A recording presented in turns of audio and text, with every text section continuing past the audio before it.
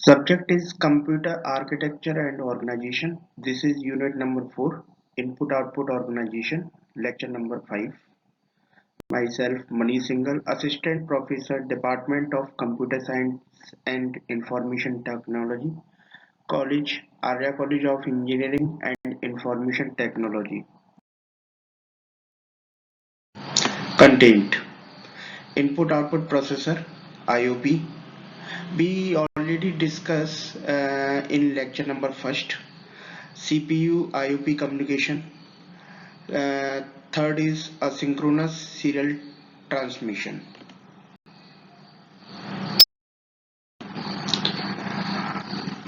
Input output processor. It is a processor with direct memory access capability that communicates with input output device. Input output processor is similar to CPU except that it is designed to handle the details of input output operation. Unlike DMA, which is initialized by the CPU, IOP can fetch and execute its own instruction. IOP instructions are specially designed to handle input-output operation. This is the basic block diagram of a computer with input-output processor. Input-output processor IOP. In this diagram, there are connected many peripheral devices. Peripheral devices 1, peripheral devices 2, 3, 4 with input-output buses. They are connected by memory buses, and CPU are connected in memory buses and memory unit. This is so a diagram. Memory occupies the center position and can communicate with each processor by DMA. DMA means direct memory access. CPU is responsible for processing data. IOP provides the path for transfer of data between various peripheral devices and memory. Data formats of peripherals differ from CPU and memory. IOP maintains such problem. Data are transferred from IOP to memory by stealing one memory cycle. Instructions that are read from memory by IOP are called command to distinguish them from instructions that are read by the CPU. This is the diagram of CPU IOP communication. There are CPU operation and there are IOP operation in this diagram. Send instruction to test IOP path. Second is if status OK, send start input output operation to IOP. Then CPU continue with another program. Then request IOP status check. Then check status word to correct transfer. In IOP operation, transfer status word to memory location. Then access memory for input output program. Conduct input output transfer using DMA. It prepare status report. Status is yes or no.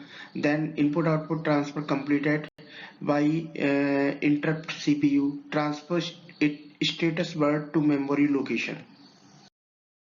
Instructions that are read from memory by an input output, they are distinguished from instructions that are read by the CPU.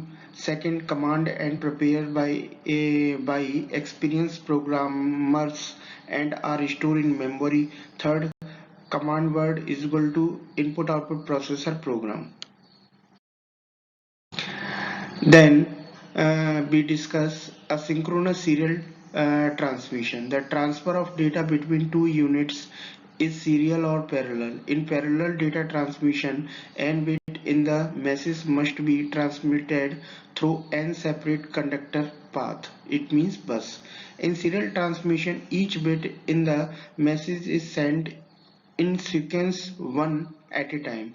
Parallel transmission is faster but it requires many wires. It means many buses. It is used for short distance and where speed is important. Serial transmission is slower but is less expensive. In asynchronous serial transfer, each bit of message is sent a sequence at a time, and binary information is transferred only when it is available. Then, when there is no information to be transferred, line remains ideal. In this technique, each character consists of 3 points. Number 1, start bit; second, character bit; third, stop bit. Number 1, start bit. First bit, called start bit, is always 0 and used to indicate the beginning character. Second, stop bit. Last bit, called stop bit, is always 1 and used to indicate end of character. Stop bit is always in the first state and frame the end of the character to signify the ideal or wait state. Third is character bit. Bits in between the start bit and stop bit are known as character bits. The character bit always follow the start bit. This is the asynchronous serial transmission. First, in this diagram, show the start bit, second character bit, third stop bit matlab end bit. This is the diagram asynchronous serial transmission. Asynchronous serial transmission of asynchronous is done by two ways. First, asynchronous communication interface; second, first in first out buffer. In it work as both a receiver and a transmitter. Its operation is initialized by the CPU by sending a byte to the control register. The transmitter register accepts a data byte from CPU through the data bus and transferred to a shift register for serial transmission. The receiver portion receives information into another shift register when when a complete data bytes is received, it is transferred to receiver register. CPU can select the receiver register to read the byte through the data bus. Data in the status register is used for input and output. First in first out buffer FIFO. A first in first out buffer is a memory unit that stores information in such a manner that the first item is in the item first out. A FIFO buffer comes with separate input and output terminals. The important feature of this buffer is that it can input data and output data at two different rates. First in first out buffer. When placed between two units, the FIFO can accept data from the source unit at one rate, the rate of transfer, and deliver the data to the destination unit at another rate. Destination means receiving unit. If the source is faster than the destination, the FIFO is useful for source data arrive in rust that fills out the buffer.